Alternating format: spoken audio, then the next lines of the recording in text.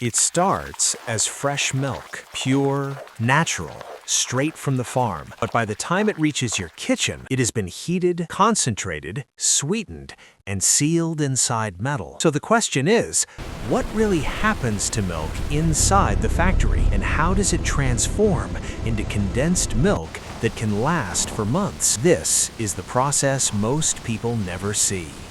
Inside the factory, raw milk faces its first major challenge. It is heated to high temperatures, not to cook it, but to destroy invisible threats, bacteria, pathogens, microorganisms you can't see but can't ignore. This process, known as pasteurization, is carefully controlled. Too much heat destroys quality. Too little heat risks safety. Every second matters.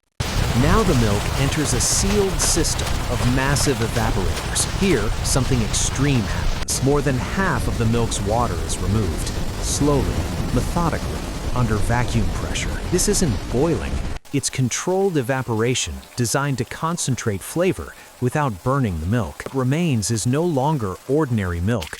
It's heavier, richer, transformed. Now the milk enters a sealed system of massive evaporators. Here, something extreme happens. More than half of the milk's water is removed, slowly, methodically, under vacuum pressure. This isn't boiling, it's controlled evaporation designed to concentrate flavor without burning the milk. What remains is no longer ordinary milk. It's heavier, richer, transformed. Next comes sugar, but this isn't just about taste. Sugar plays a critical role. It stops microbial growth and extends shelf life. Before release, the product faces one final test. Random samples are taken, analyzed, tasted, tested under lab conditions. Only batches that meet strict safety and quality standards are approved. Everything else is destroyed because one failure could affect millions of consumers.